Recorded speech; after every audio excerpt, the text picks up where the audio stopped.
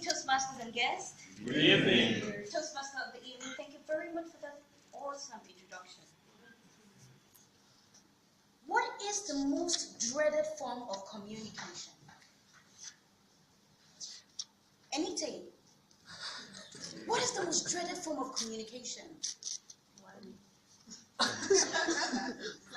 Public speaking. It is public speaking.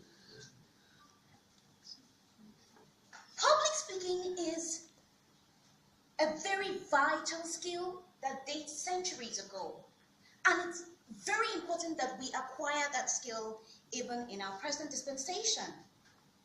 But a lot of us, among fear of spiders, dark nights, needles, and heights, we are afraid of public speaking, also known as glossophobia.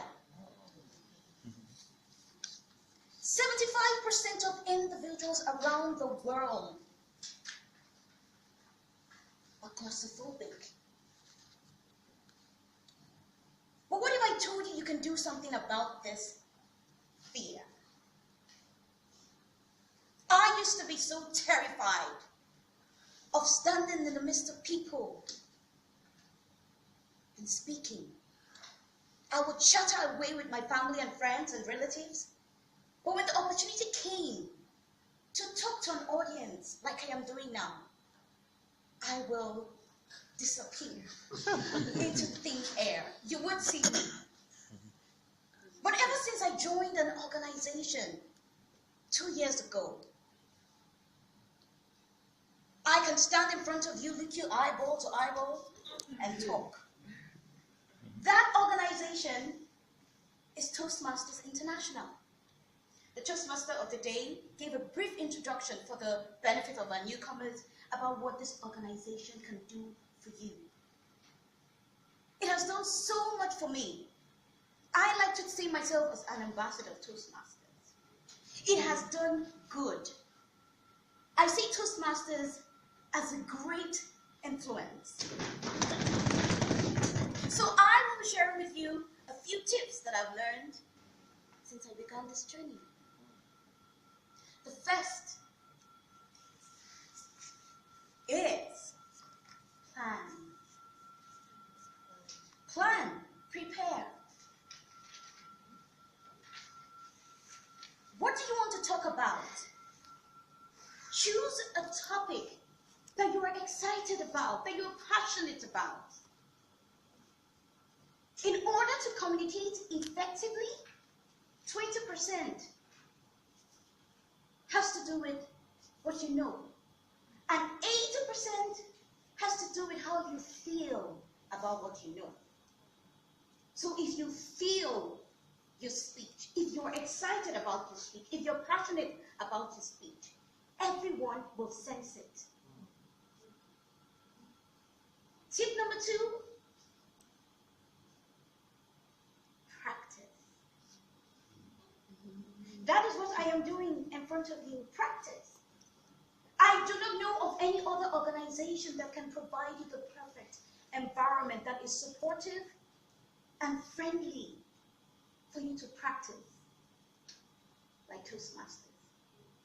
Yes, you can stand in front of your mirror, you can use a recording device, those are good, but an organization like this has so much to offer.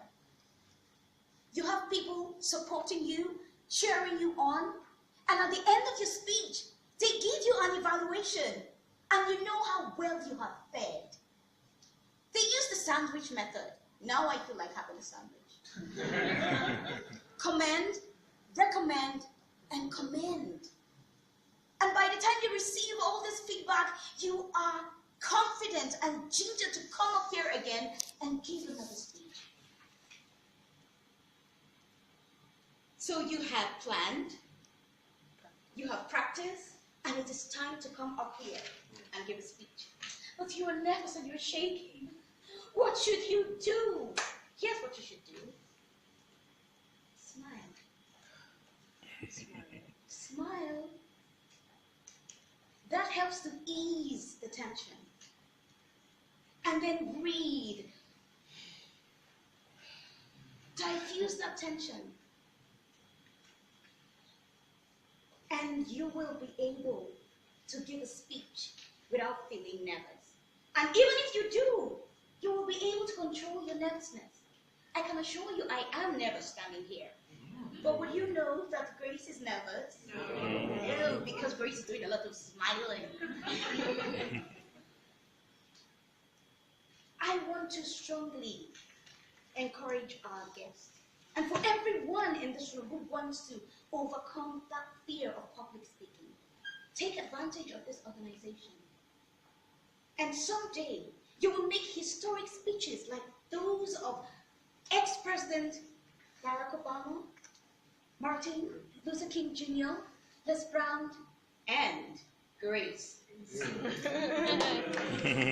I like to say that you can, from the words of Barack Obama, you can, we can overcome the fear of public speaking. So just